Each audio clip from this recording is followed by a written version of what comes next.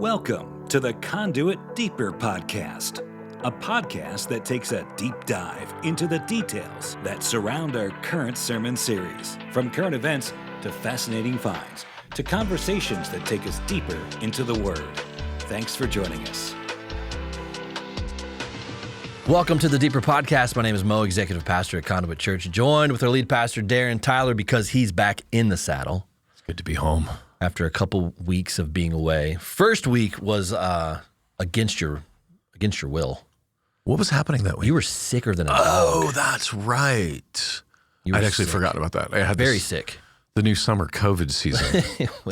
It took you out. Yeah. I know I say COVID only because I knew a couple people that I know had it, but we don't test for COVID around here. For us, it's been a cold. So yeah, I don't test for colds. I don't test for flu. I don't test for COVID. So yeah, it's just an annual event. Yeah, it's the new summer cold season. And so yeah, it took you out 2 weeks ago, and then last week you had the privilege of being on the river in Montana. And when I think of Montana in the summer, I think of glorious weather. What was it like? Perfect, not too humid. Look, I don't know who had been tithing on this trip, but the devourer was rebuked for our sake. So the week, literally the day before we got there, it had been 106. Ooh, in Montana? Yeah, very rare, but it happens. And look, they say, oh, it's a dry heat. So is the air fryer, right? So it's still toasty, but literally the day we got there, it dropped to 85, and then for 3 days in a row, it was 70s. Delicious. Oh, it was like someone set the thermostat to Darren and just went for it. So yeah, I just slammed the river. Some would say that the worship center thermostat is set to Darren on a Sunday. Hey, look, I make zero apologies. People are freezing. And they're awake. The old Letterman trick, right? Well, it's the old Letterman trick, but it's also a, look, I run a little hot on the, I'm like an old Mitsubishi, like I run a little hot. And one of the things that you get is if you're the driver in the car, this is our rules. I control the thermostat, I control the radio. If I'm going to control the steering and the gas, I get to control those things. And so I get to control the thermostat. And it's 68 or 69. I mean, look, you walk outside, it's 68 degrees. You're like, oh, this is amazing weather. But for some reason, sitting inside, we're all whining like I'm keeping milk in there. The mo@conduitchurch.com email, I get those. Just as a reminder, I get those. The cold ones? Oh yeah. Yeah. How many of those you suppose you get a week? No, I wouldn't say weekly. I would say bi-weekly. And they can't just bring a parka? They do. They do. An Afghan? They do. A blanket? I spotted 3 blankets on Sunday, and people are just they want to be here. So well, they should be, and it's 69 degrees. It's not like winter in there. Winter is coming. Like it's not that, but look, hey, it's all good. Regardless, glad you're back. It's good to be home. Glad we're doing the podcast. We got a lot to catch up on. I know. Remember, I tried so hard to be able to do a remote one. Yeah, last week. We did want to try to do that last week, but there was just so much to talk about. But the internet, thank God, the internet where we're at is so terrible. But I couldn't do a podcast. But for everything else, that worked out for me. No, that's a good thing. When you're away in those trips, you really don't want to be engaged. That's the whole point. It's the whole point of getting away. So I went back and listened to our podcast from 2 weeks ago because I was curious of what was hot and on the table at the time. What was it? I've loved that you do that. Like I never listen. Well, just context is good. Yeah, it's fine. And we had been stating the date before we go into the podcast because so many different things are happening so quickly that by the time we upload this podcast, many times something has drastically changed in the world. Yeah. Or in at least stateside. So today is August 14th, Wednesday, August 14th. And these are the news items for the day. But 2 weeks ago, we had just come off of Biden stepping down. 2 weeks have passed, and it has become apparent that he didn't necessarily step down on his own volition, of which we kind of saw and inferred that was a bit of a coup. Yeah, and in a way, it was like the grandkids and the kids taking away the keys to Grandpa's car. That's exactly what has happened. Before he was ready. So and they still have the keys. Where is Joe? Yeah, he's been missing in action. Like, he's had a couple of appearances, of which are very short and sweet. Yeah, it's like Weekend at Biden's, Weekend at Bernie's. They just roll him out in a refrigerator dolly. And there was a clip of him this week walking out of the White House. I don't know if you saw this. He was walking across the White House lawn and just kept walking into the woods, into the bushes on the backside. Bless his heart. Oh my gosh. And you see his Secret Service walking to go get him. Like, he just kept walking. Like, he didn't know where he was going. Like, he literally walked into... I wonder whose job it is. The shrubs. Whose job is it? One of the Secret Service guys. But to keep him, it's like I try to keep my dog from running into the woods. Yeah. That's my job. Whose job is it to keep our president from wandering into the woods? So bad. So anyway, that was 2 weeks ago. And since then, Kamala, which I did some research, by the way. It's Kamala. So it's not Kamala? The emphasis is on the ka, the first syllable, Kamala. Kamala. Huh. Just clearing that up for everybody, because if you listen to the news, well, I don't know why you're listening to the news, but if you listen to anybody talking about her and using her name, even former President Trump, I think, says it wrong. It's just hilarious. He says it wrong on purpose. Has he given her a nickname yet? Kamabla.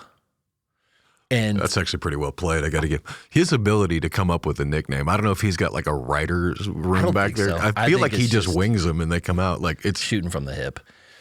Since then, she made her vice president pick, to which I can say I called my shot on that, in the sense that I said who she would not pick for a certain reason, and that's exactly how it played out. I did not see it coming that she would pick Timothy Walz from Minnesota. So two things there. One, she was going to pick Josh Shapiro, the governor of Pennsylvania. But as we had talked about a couple of weeks ago,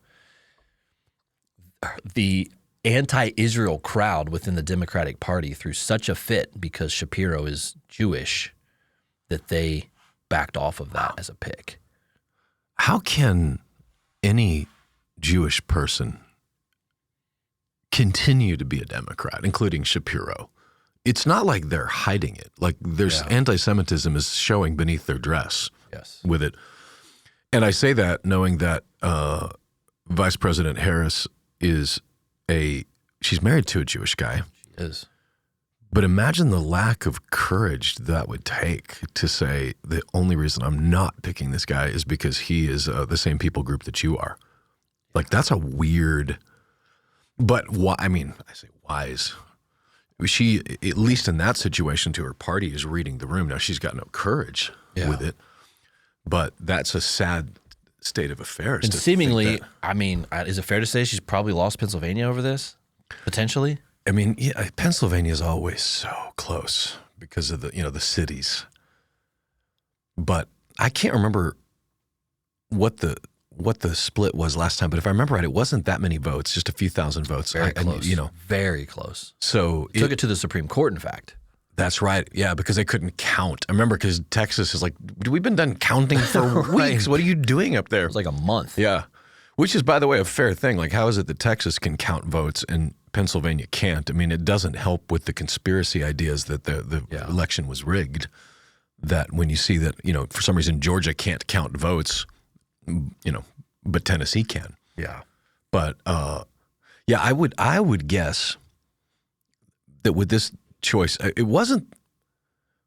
I can't even understand why they chose him. Like, there doesn't seem to be very many redeeming qualities. Minnesota was a lock. That doesn't help her.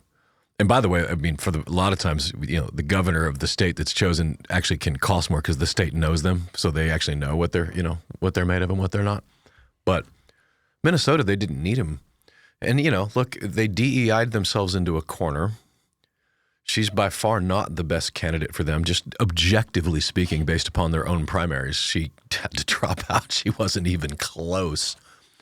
But, she's a person of color, and she is a woman, And if by DEI standards, that is the main criteria, and then qualifications come after that. So it's your outward appearance and then your skills. And they cornered themselves with that. But to throw by their own DEI standards, a white male, the people they hate the most, that's a really fascinating pick. Well, I conject that perhaps there were other options and they turned her down. Oh, they passed. I think that's probably more likely that he was farther down on the list, but that it would be a career ruiner to partner with her. I had actually not pondered that. That makes sense. And so, last man standing was kind of Timothy Walz from Minnesota, of which is by far the most radical leftist governor in the country. Oh, defund the police guy, like crazy. In a weird way, they handed a conservative, they handed him a gift with him. I mean, just based upon his comments about his military service, in which he has now admitted to, he's not admitted to anything. The Harris campaign spokesperson said that he misspoke.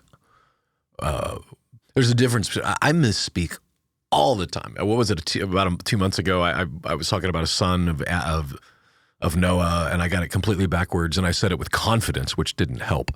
But I misspoke. That's called misspeaking. I was wrong, not lying. I carried a weapon into war is not misspeaking. That's actually lying. That's a straight, he knew he wasn't there.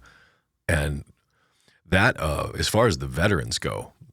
Yeah, they're not happy. Goodness. Like coming out of the woodwork, actually. Oh, yeah. Like and I don't blame them for a second. Like, in his best, I think, defense right now, Governor Walz's defense is, you shouldn't denigrate anyone's service. I'm like, you just did. Like, when you claimed carrying weapons into war as a political leverage point, that, and you would think that would have come up in the vetting, but maybe they just, I don't know, maybe they thought they could just overcome that. I don't know how much vetting anybody's doing on anything right now. I guess you're right. In fairness, that went fast. It went super fast. I think she got turned down by several folks that she would have liked. Obviously passed on Shapiro for whatever internal reasons there. Landed with Walz, who is, again, very much a socialist. There's videos circulating again 4 years later of what Minneapolis looked like during COVID. Yeah. Have you seen these? Yeah. Recirculated? The tanks going down the street? Yeah. Telling people to get back in their house? It's wild because I vividly remember watching that stuff.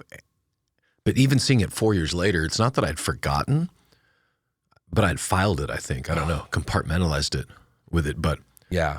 And that's what, I think that the whole purpose of us going through 1st and 2nd Peter is, Peter was writing to a group of people that was watching like a gathering storm happening. Like verse 17, he mentions, chapter 2, by the way, he mentions an emperor, right? And the emperor would have been Nero. So he is writing to a group of people who are in fiery trials and in suffering. And he tells them, and instead of hitting head on, it's not that Peter wouldn't have had opinions about Nero, but instead of hitting that head on, it's like how do I word this right? Instead of focusing first on the external persecution, he focused first on the internal passions and lusts in their hearts, because a believer with an unbridled passion, unbridled lust, of sin, even as a Christian, if you've not been sanctified in that area, the last thing you need to be doing is engaging in a political conversation at all. Number one. Number two, they didn't have a representative government, right? So he didn't speak about who you're going to vote for, because they couldn't vote. It was just it. But I want to say that's what Peter started with. But I also want to say that we live in a government that is representative government. We vote. We have a voice that's unique in human history. It's called an experiment. The experiment continues. But I want to make sure I'm very clear that if I were at all wishy-washy or sounded wishy-washy on Sunday, this election is important. Like this is, I don't know if Glenn Beck is right. You know, it feels a little hyperbolic that it's the end of democracy, you know, which by the way, both sides again say that it's the end of democracy if the opposite wins. But I do 100% know that this is about good versus evil. This is about good policy versus evil policy. And socialism policy is evil. We have hundreds, if not thousands of years, but for sure hundreds of years of history to show that little experiment doesn't work. And Kamala, what emphasis on syllable are we going with here? Kamala, like Foo Fighters, Kamala. You know, if I'm remembering right, I read that, you know, both of her parents or one of her parents, like professors at Berkeley, like cultural Marxists, like yes, economists, like that's who raised her. That's her policies. This is a good versus evil policy thing, and the stakes are incredibly high. You know, for years, you know, I struggled leading up to 2016 with Trump because I think all of us wish that he had a more, refined language and all that. I wish all that. But if he had not been elected in 2016, just think of the Supreme Court cases that we just went through, from abortion rights, vaccine mandates. All of that would have been different. All of it would have been different. Now, leading into this, you know, the court, which is the real, as far as the law of Ireland, that court is the one that really is setting policy, right? They're, you know, trying to rule from the bench, it sounds, but whoever steps into this next season, the courts matter, the legal, it all matters. These executive orders that have become just normal for people. I mean, I think it was 60 Minutes. I can't remember which. I was watching a news report of, at the end of, you know, Trump's campaign or Trump's presidency, there had already loaded in miles and miles and miles of materials to continue the wall on our southern border. Biden steps into office. He executive orders it out. And 4 years later, there is nothing but, there's just, you know, rusting materials, billions of dollars worth of materials just rusting on the border, sitting in piles because of an executive order. And our country is being filled with people with no vetting whatsoever, continue to be as a political statement, not as good policy. Didn't he task his vice president, Kamala, to be the border czar, to oversee this project? Yeah. Or part of it? Isn't it fun, the semantics of this? Because, you know, the political fact checkers will say, oh, that is not what it is. And the thing they make the distinction is not that she didn't have the job, but that it was the name of the job. Right. So it'd be like, derails the conversation. Yeah, it'd be like saying, Darren is a shepherd of Conduit Church. Oh, no, he's not. You know, he's the pastor. Same thing. Like, it's the czar, whatever leader they had, you know, she was 100%. And none of us can forget, you know, have you been to the border? I haven't been to Europe either. Like, that interview was like, that's your thing? Like, you're in charge of the border and you've never been there, and your excuse is that you haven't been to Europe either. Yeah, I wanted to back up just a little bit and explain. We're going through a new sermon series, right? I mean, we haven't had a podcast since we launched into this new sermon series. Oh, that's wrong. So, a field guide to a fallen world, study into 1st and 2nd Peter, which we're 2 weeks in. The first week of teaching was more of an overview of both books. And this past week was chapter 1 of 1 Peter. Yeah. And so I just think it's timely, right? A field guide, a source, a playbook, as it were, to how to live in a fallen world. And this is Peter speaking to the early church, yeah, on what it looked like to live in a persecuted world. Yeah. That word persecuted looks different in the United States as maybe it does in, Nigeria. Looks a lot different, but it still informs us how to live as believers in a very difficult time. Yeah. And I think that it's fair to at least address that idea, that because you'll hear some commentators, specifically more left-leaning in the Christian world, that say, "Oh, Christians aren't persecuted in America," and they say that because, Al-Shabaab is not cutting our head off here, right? So they say that we're not getting persecuted because they're comparing it to that. But persecution on a spectrum, it doesn't start with cutting people's heads off. Like, it starts with marginalization. It starts with rejection. It starts with you now have less economic opportunities than you have. Like, that's where it starts. And it doesn't always get to cutting heads off, but I would rather not get there. Like, I would rather, push the needle all the way back. But that's Peter saying to these people here who have no vote, who have no way to get out of this, how should you then live, right? That's the field guide idea. Here's a guide to how to do it. And there's a little bit of a double play on words because, like, I just came back from Montana and the guide wasn't a piece of paper. It's a person.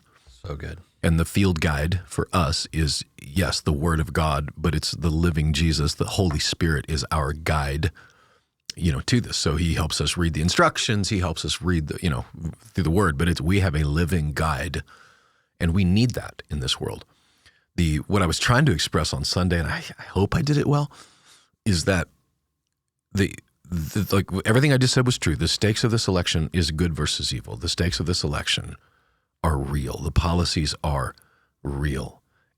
And if you don't win, if in this case Trump doesn't win in this election, how should we then live? Is it spewing vitriol on the internet? Is it, because I said this because it's true. There are people in our church, just that I know in my life, whose children are struggling so much with anxiety and with fear, and you're like, they're getting it from mom and dad because of, specifically politics and stuff. If they're just freaking out and yelling and, stressing about it, we're all going to die. Like, kids take their cues off of that. So what I was trying to caution is, I feel like what Peter was cautioning is whether or not this is the emperor, Nero or not, God is still God, and he's not going to waste these fiery trials. He's not going to waste them on us. It's going to make us more like Christ. Now, my preference is we don't have to become more like Christ with a socialist government. That would be my preference. I'm not a masochist. I'm not looking, Grady Pickett and Becky, they're in the United States for a couple of months. He talks about how hard it is there for believers. And, if you had to choose, what do you choose? I don't choose that for sure. So it matters. But what matters more is God's, which is what Peter was kind of doing, pulling back here's your 30,000-foot lens. And he talks a lot about eschatology in it. And so to say, like, for instance, with Trump in the last 4 years before Biden was in there, those policies that are now in place as far as abortion, like, those are good for our country, not bad. But if God has a huge, big picture, eschatologically speaking, and he needs a weak socialist United States to accomplish it, then he's going to get a weak United States, socialist United States. I don't know that's what he wants. I don't think that's what he wants. But if it is what he wants, then our job is to say, not my will be done, but thy will be done. And how should we then live in that? He talks a little bit in here about your good works. We're not to withdraw from society. We are to fully engage in it, but with a clean, transformed heart. We're supposed to engage in it. Honoring doesn't mean agreeing. Honoring doesn't mean that I don't speak truth. Honoring does mean that I'm not blasting everybody online that isn't 100% on my side of the fence of it. I'm not blasting them in it. And I'm speaking specifically not just necessarily to a left hardcore, progressive.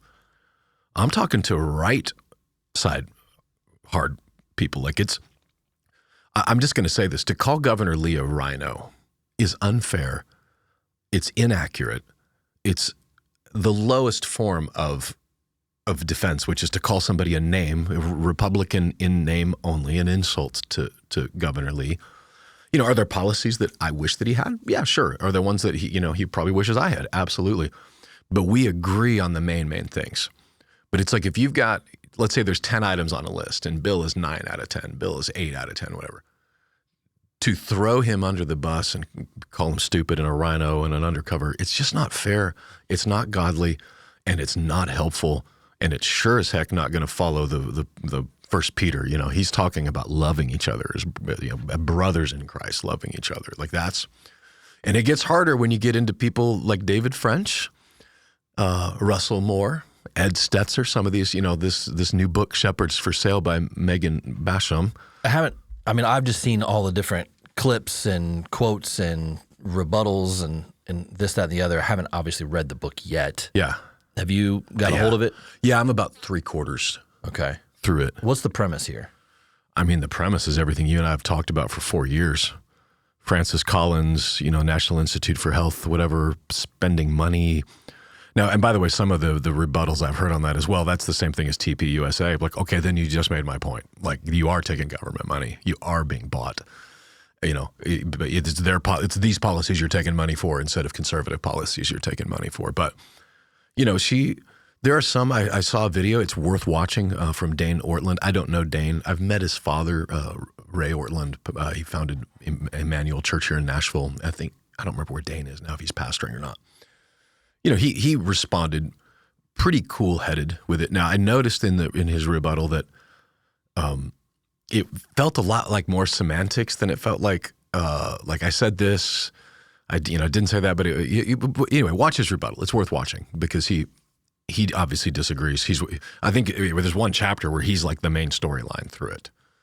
But it was speaking like of the COVID policies of the, National Institute, like specifically Francis Collins was one of the things that jumped out at me because we talked about that. We were, why is it that, Russell Moore and Ed Stetzer will sit on a stage with Francis Collins and let Francis Collins use their stage to say, yeah, if you don't have a vaccine, you shouldn't work, which is 100% what happened. They targeted evangelical leaders like them to get people like you and me to get in line. And when we didn't, they wrote blogs about us, they tweeted about us. That's what that book is about. And Russell Moore is he now the editor-in-chief? Yeah. Of Christianity Today? Yeah, which is Christianity Today, which is neither. Like it's neither Christian nor Today. Like it's just some other thing. I mean, this was one of the largest publications founded by Billy Graham. Yeah, in Christendom in the past century. Yeah. The past 100 years. Well, probably within the past 100 years. Yeah. I don't know, 70 years ago.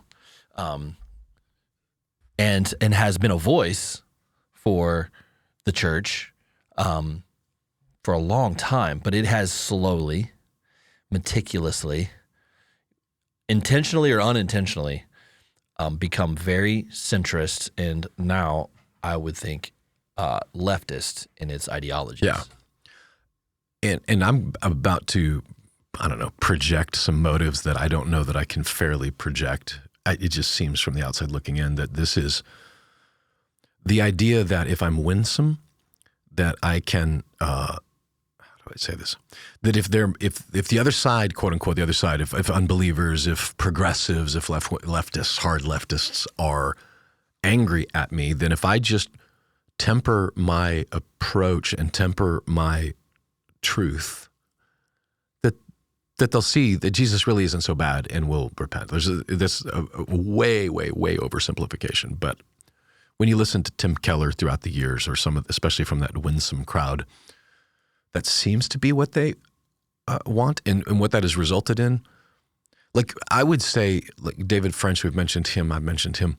If the New York Times is willing to publish your piece, okay, keeping in mind, this is the organization that fired Barry Weiss, okay, a openly lesbian reporter for being too conservative. So if the New York Times is posting your stuff, that's not a compliment anymore. That means you have put your ball right in the middle of the court. You've not taken a real position enough where they would recognize it. So they're religious. The religious editor at this point. Yeah. So his piece yesterday was this is why I am voting for Kamala. I keep saying it wrong. Kamala. I'm honestly not trying to insult her by saying it wrong. I just can't remember. So he's given an endorsement. 100% endorsement to Kamala. If we're going to save conservatism from itself, we must vote for Kamala Harris. And he has such a voice amongst, I don't know how much of a voice he thinks he has, but there's a lot of churches influenced by him, Russell Moore, Ed Stetzer. They all kind of run in the same circles. Yeah. That's frightening. Yeah, I've been pondering this. Is this the new denominational lines? You know, in the old days, you had the First Baptist, so I knew what a Baptist was going to believe, give or take. You know, then you had the Charismatics. We kind of knew what they did, the Presbyterians, yada, yada. With the reshuffling of the deck, it's almost we've added a political ideology into it that if – so let's say that. Let's just for fun and exhortation here, like David French. He and I agree on the fact that the country is in a very precarious position. Like these policies that are already in place and want to be forced further down our throat, these are real policies. This is a real problem. But his solution and my solution, like what I believe to be the solution, what he believes, it couldn't be further from each other. In their minds, and I say there, this is speaking of the David Frenches of the world, there's this idea that Trump is a fascist Hitler and must be stopped at all costs. If we're going to save conservatism from itself, we must elect Kamala Harris so that we don't have a fascist dictator. I could be wrong. Trump is brash, he's crass. You know, he's not somebody I would want mentoring my son. But is he a fascist dictator? I don't think so. But if you believe that, which it seems they do, then they'll do anything to, which that's for sure the legacy media. This is the Christian media version of it, which is because he's a dictator, he must be stopped, and Kamala is the only choice. I just disagree with that. I disagree that socialism is the best option for our country. I disagree that government solving inequality is the best option for our country. Are they admitting or recognizing that it's a socialist ideology? No. David French would never. He's skirting around it? I don't even. Well, I've never heard him being interviewed, so I don't know. I don't think anybody's asked him. I've read his stuff, read his pieces. I've never seen him acknowledge the socialism other than maybe he might think that we're overreacting to it. I don't know. It'd be actually fun to get him in here. Wow. And talk to him. So he is local. So if somebody forwards this to David French, you got an open invitation to debate me on this. But oh man, that would actually be fantastic TV. I'd be shocked if he agreed to do that. But man, maybe it's worth a shot. Maybe. I know him. He used to work for a friend of mine. Yeah, he's nearby. You talk about these policies. Kamala doesn't have any of her policies where her platform, anything listed on her website. It's just a donation page, basically. There's no policies listed on the Harris-Walz campaign. Yeah, they've got to keep that as quiet as they can for as long as they can with it. If you go to the other side, Trump-Vance listed out in detail, point by point by point by point of what they represent. This is what you're voting for. Yeah. This is what you're going to get. And I got to you got to give credit to Trump on an issue that everything he said he was going to do, for the most part, he did. We're going to make Jerusalem the capital of Israel. We're going to recognize it as the capital of Israel. I can't tell you how many presidents have said that, but it's been a lot. I know Bush did, both Bushes. I think Clinton did. None of them did it. Trump did it. He said, I'm going to do it, and he did it. And, of course, everybody's freaking out when he did it. Like he's just doing what he said he was going to do. Yeah, I'm glad you brought up Israel. What is the update? I think, at least I do, I keep refreshing the news feed because it seems that an attack from either proxy of Iran or Iran directly is any moment. It feels like. I don't know if it's part of the psychological warfare, but this is in response to Israel and Mossad taking out 3 generals within a 72-hour period, maybe less. Yeah, it was like a Mission Impossible movie happening. Like 3 borderline simultaneous assassinations of high-level leaders from both from Hamas and Hezbollah. Yeah, both. And in literally 48 to 72 hours, 3 high-level leaders taken out one at a time. Yeah, and one of them inside Iran, inside a hotel room, without using a drone, which is remarkable. Like they have to have Mossad spies so deeply embedded in there, which they've done in the past. I mean, it's been years now, but if you were a top nuclear scientist in Iran, you had the most dangerous job in the world. Ice road truckers had nothing on you because Israel was coming for you. And there was one where they're in traffic, a motorcycle pulls up beside them. It's literally like a Tom Cruise movie, a magnetic bomb right by this door, and drives off and vaporizes him in traffic as a Iranian scientist. They're the ones that did the Stuxnet virus that shut down their nuclear program. Like the Israel is not screwing around. And Iran, I don't know. Nobody knows, because at the end of the day, the Ayatollah is the one that's going to call the shot on this. This new president, he's got some power, but he works for the Ayatollah. He is a puppet with the Ayatollah's hand up his butt. Like he might be the voice and the face, but the Ayatollah is the one controlling the movement. I'm not sure if there's a threat assessment level to be given to this situation, but the amount of troops and troop carriers and United States military that's present in the Middle East right now is extremely high. They were all sent within the past 7 days, and at one point, a couple days ago, they were told to accelerate their speed in order to get to the Gulf. Preparing for imminent attack. They're making it sound like Iran is making it sound like whatever they do is going to be large. Yeah. A large response.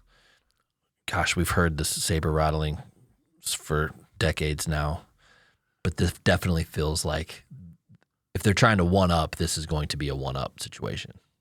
When you realize that the attack that happened in April is the first time ever that Iran openly, visually, proactively attacked Israel from inside Iran, not just proxies, but Iran itself. Yeah.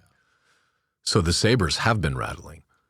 And because of Iron Dome technology, they took out 99.9% of those incoming bombs and drones. And, there was some theory that if Iran really wanted to hit, that they would have hit. And maybe that's true. That might have been Iran just sending a warning, knowing that the Iron Dome was going to take out. But on the other hand, the warning wasn't heeded, and Israel has continued to kill, as they should be, these terrorists. Then, what does Iran do next? Like, for the Ayatollah to face his own people, right? Like, there's that logic that he has to do something, and that what they're threatening is so many missiles that the Iron Dome would be overwhelmed. So thus the escalation of troops from the U.S. over there. Speaking of Iron Dome, did you hear Trump being interviewed by Elon last night? On X? On X. No. Huh. This was like one of the largest live interviews to ever be listened to. I forget the impressions are through the roof. I forget how many they had at one time. But yeah, Elon interviewed Trump, and it was live on X, audio only, through their Spaces. It's called Spaces. It's just like an audio version. It's 2 hours long. And the impressions are ridiculous. I forget. I'm sure they're still trying to add things up. Can you imagine Biden? Elon just confirmed, this was this morning, Elon just confirmed that his interview with Trump has over 1 billion views. 1 billion. Yeah, I mean, it's going everywhere. I must have slept through that one.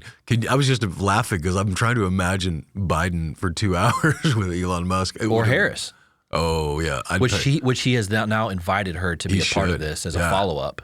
And then I guess she came out this morning saying that she's not doing any interviews until DNC, which is next week. She hasn't done any interviews at all since being selected. But what I was going to say was Trump mentioned that, in Trump fashion, that we would be surprised at how many other nations actually have Iron Dome technology that's never been discussed. And so there was a little bit of a butt clenching from people who are like, is he saying too much? Is he being a little loose with intel that he has? He was just stating that there's other countries that we would be surprised to know that have Iron Dome technology. Would the United States be one of those countries that we would be surprised to know have Iron Dome technology? I hope we have Iron Dome technology. I would think so. Because you talk about it, if we don't, you talk about a failure of imagination. I would surely think so, considering that we were behind helping develop the Iron Dome for Israel, with Israel, alongside Israel years ago. I would think that our coasts specifically have this technology, but maybe that's what he was referring to, but he said other countries we would be surprised to know. Anyways, that came up last night, and I didn't know if you had heard that or that you had knew that interview happened. No, I had not. Massive. No, it's wild. This living on a farm thing. A little detached. A little bit, because kind of jealous. There's always something to do. No, it's great, because sermon prep on a lawnmower, sermon prep on a tractor. My favorite thing, to be honest. Oh, yeah. But yeah, I kind of am getting behind on some of the day-to-day stuff. Or I feel like I'm a day behind now, which a day behind feels like a month behind, because everything's going to change so quickly. But yeah, you can hop on Twitter and listen to it on Donald's page, which he's back on X, by the way. That was the other part of this. Was this welcome back to X? Yep.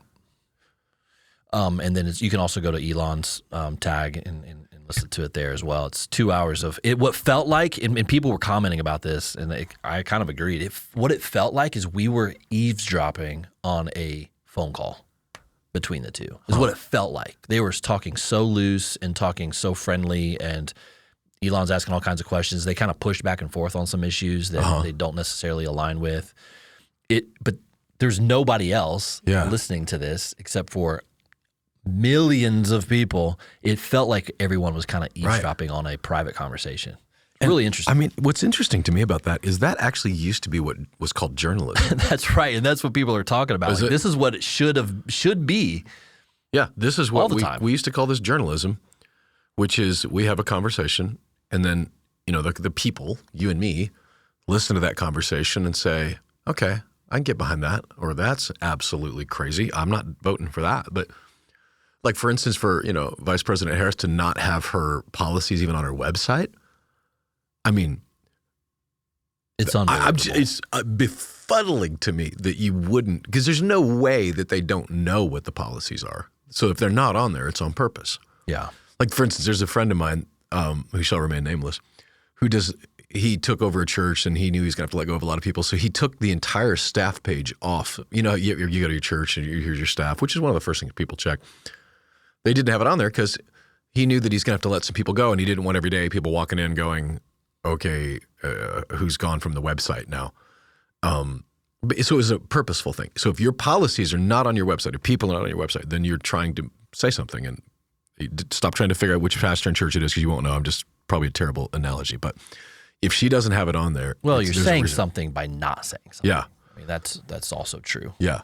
And again, in the journalist world, journalists used to be, when Bush wouldn't give interviews, even Clinton wouldn't give interviews, they would get angry, they'd blast him because you're not, this is our job. For them to give their party a pass on interviews like that just shows, and the fact that they're not even complaining about it shows that they've got an agenda. And again, the agenda is this: they think that former President Trump is a fascist dictator, and the ends justify the means. Everybody's got to fall in line because we're trying to save the world from it. And if you think you're trying to save the world, you'll do kind of anything for it. And maybe that's why God instills that so much in 1 Peter. Because if I think I'm trying to save the world with an election, what would I be willing to do? Even if I'm right about the policies. If I think this is the only way to save the world, would I? And I think the answer is I'd probably do some pretty bad stuff if I believed that. But I can believe that an election is important and simultaneously hold the truth, which is, and God is still on the throne, whoever wins with it. Who's going to fix this election? God in his sovereignty. He's going to get the person in power that he wants in power, not because he's, he's a sadist, but because history is irretrievably moving towards God's good earth becoming God's good earth again, and this is how he's going to do it. So whoever that is, we can rest in that. And I just want to emphasize that to my own heart and to our church family, that whoever wins is who God is going to want. And we may not understand it. We may not know this side of heaven, why it was this person or why that person. But in eternity, when we look backwards, we'll be like, oh, that's why. And that's, by the way, what we call faith. Yeah, I truly believe that this season requires us to zoom out. We've got to zoom out. Yeah, it has to. We have to be able to see the big picture here, both in what's actually happening from the day to day and within our theology. Yeah. We've got to zoom out, and that requires a lot of maturity. Yep. It requires a lot of patience, to be prepared, not scared. I think there's things that we need to be doing as your individual family unit within your house to prepare what it would look like for things to go off the rails. Yeah. And I also think it requires us to prepare our hearts for outcomes that maybe are undesirable. But I think it's going to be very helpful for each of us in this season to zoom all the way out and not get so zoomed in to what's happening on one particular issue or one particular event that we lose track of what's happening in the world. And Peter does that expertly, as you would guess, someone being inspired by the Holy Spirit would, when he references its fiery trials. He talks about gold being refined by fire, and then he compares us to that, saying that the fire is what refines us. And it's an interesting choice of words, because here's Peter, who had his own fiery trials, so to speak, the day after, or the night of Jesus' crucifixion, and he's standing by a fire, being refined. And so he's saying to these people, the slaves of Rome, the victims of Nero's cruelty, it's not for nothing. You're being refined. The big picture is that. And the kindness of God in that is so amazing, because in the fallen world, with a fallen world where there's choice, means there's going to be people get hurt. Bad things are going to happen because God gave us the will to choose. If he didn't give us the will to choose, then we wouldn't have the evil. But if we didn't have the will to choose, we'd be robots and we wouldn't be loved. We would be slaves. So this is the necessary path.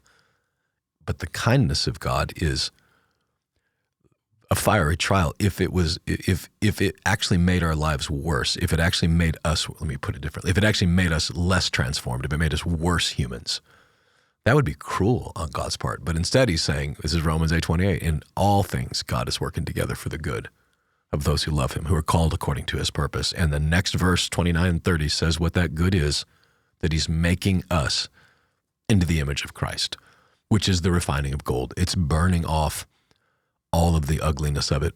And that's why when we go back to, the thing I have a front row seat to, and you do too, is some of the social media posts and stuff of where it's just reeking of fear. Let that stuff burn off of you. Let these trials burn it off of you, not burn it into you. And the freedom in that is that we can have a conversation. I can say out loud, I'm going to vote for Donald J. Trump, and maybe he wins and maybe he doesn't win. And God is still on the throne. I can say all of those things and they're all true, and I can rest and not run because I know God's in charge. Somebody's going to edit that and say that you just gave an endorsement. They're going to put that out all the way out there. God, let him say it. Do you know what I mean? It's like, come get my tax ID number. What was it, Michael Scott? I'll start a new church. I got all kinds of names of churches in my mind, so we don't have to, take my tax ID. I've been very clear. The morality is in question. And if I'm wrong, then obviously I'm on record that, we'll be wrong. I don't think he's a dictator. The fact that he's almost 80 years old, he ain't going to live long enough to be a dictator anyway. But I don't believe that he left office. He wanted votes counted, but to throw that into then he's a dictator. I just don't see it in him. And so when you pull that back, and for me, I've come back to, I've said it out loud. I say it again. I hate the way he handled COVID. And recognize, if I take the big picture, but there was a fiery trial in that. It made me more like Christ in many ways.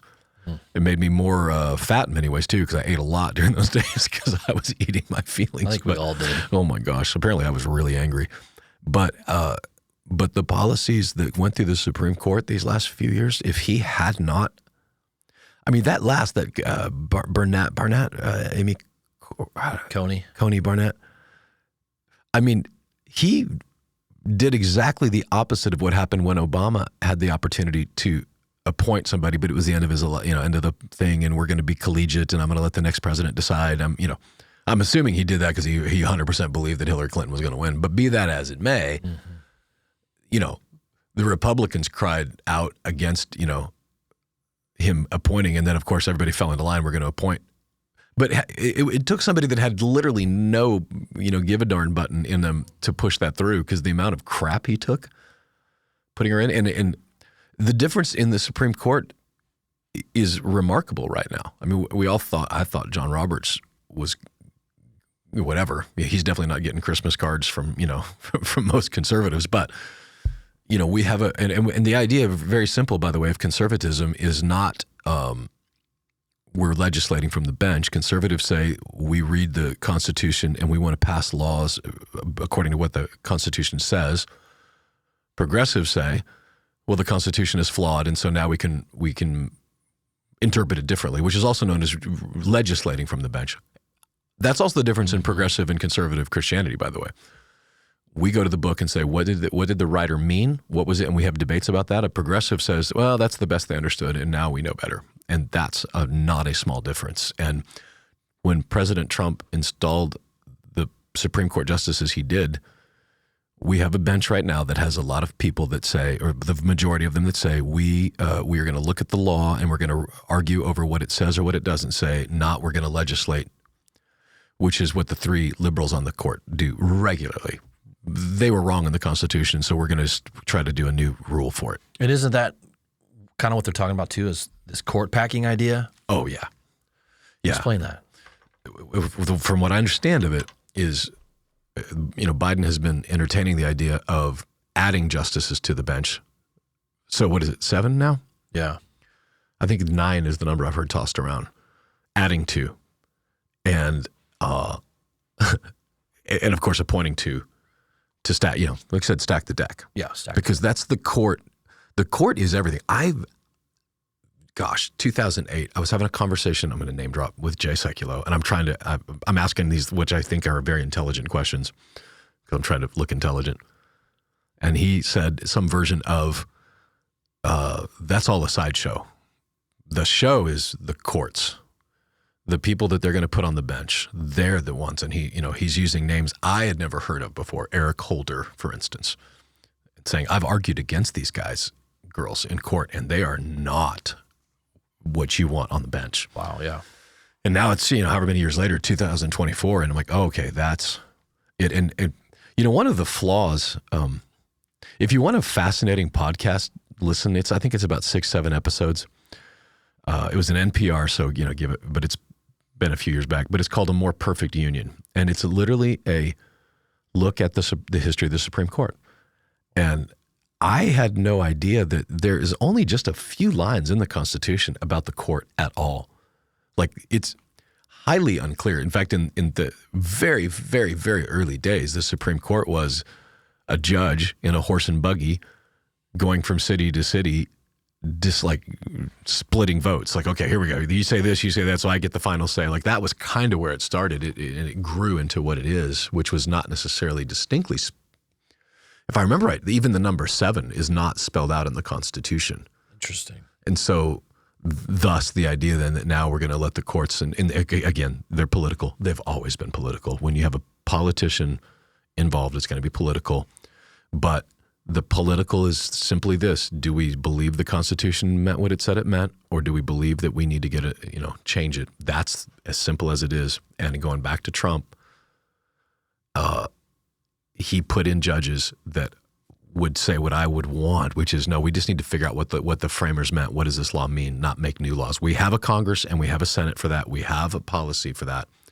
We don't need a court that makes laws. We just need them to rule on laws. And just for that alone, I would vote for Donald J. Trump. Yeah, no, that's good. That's good clarification. Did you see the Olympic opening ceremonies and or closing ceremonies? I didn't see the closing ceremonies. Was it as bad as the opening? It wasn't as bad, but it was still like kind of turn your head to the side and be like, what was I just watching? It was weird. Did they It's bring always symbolic. Did they bring back Dionysus? No, but they brought back this, or they brought in this other thing that nobody can figure out exactly who it is. I think there's a couple of people that have nailed down exactly who it represented, but it was like this creature, maybe some sort of fall. I think they're trying to say it's a fallen angel of light, Lucifer. And there was other very symbolic things happening in that video, or I'm sorry, in the ceremony that was just kind of a head turner. Like, what in the world are we trying to communicate? It was all around this idea of light, angels, demons, perhaps as well. They were trying to. It's just always so deeply symbolic, and it gets a little scary, right? But they were trying to transition into this idea of Los Angeles, the city of angels, which is where the next Olympics is in 2028. And so there was symbology around that, with seemingly a nod to Lucifer in some way in the falling angels. And so, and just more bizarre craziness. When you think through, again, the demonic, the unseen realm, the spirit realm, it's the same spirit's been sitting around for thousands of years. Like it's not like we got, like demons don't die and give birth to new demons. These are the same ones been around. And so all those pagan religions, that's exactly what it is. Which, look, I'm not blasting the Olympics, but it was born out of a pagan culture. That's right. And so for them to bring in Dionysus as a, pagan god shouldn't be shocking. What was in front of a Last Supper. Yeah, to mix it into the Last Supper. With, transgendered men and women lining the table. Yeah.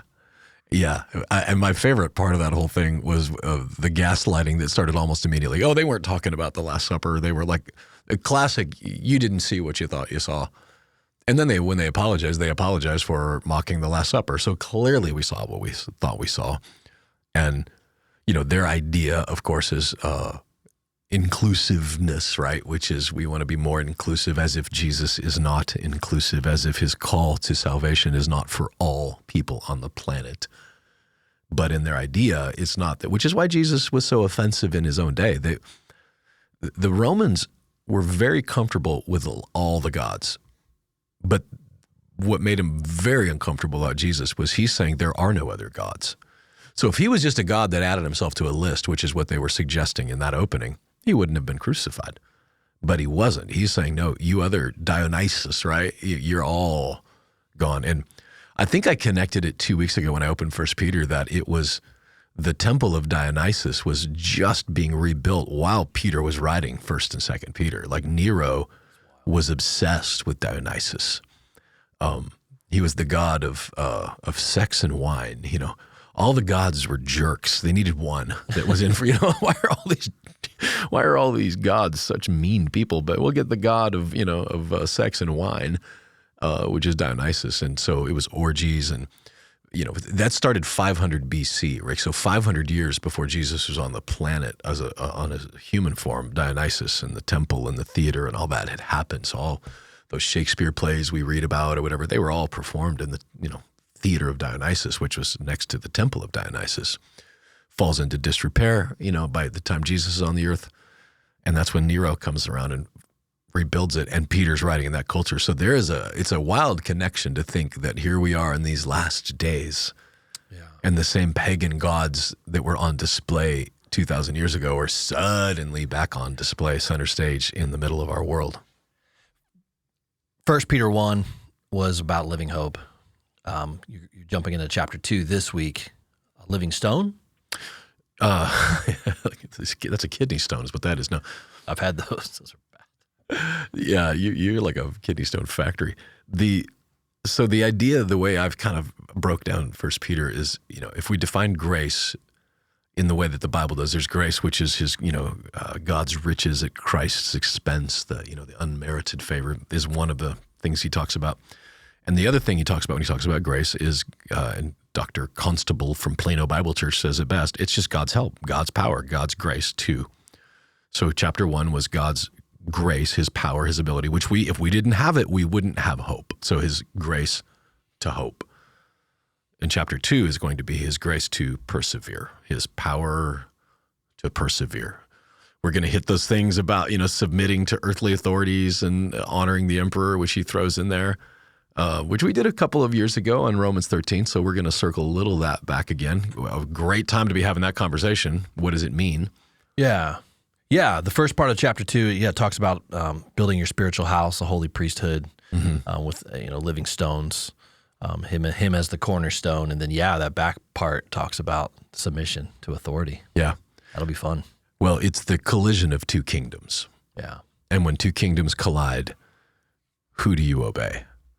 And, Jesus said it when he said, hey, give unto Caesar what is Caesar's, and he's holding up a coin, and on the picture would have been Caesar's picture. So he wasn't saying, just pay your taxes.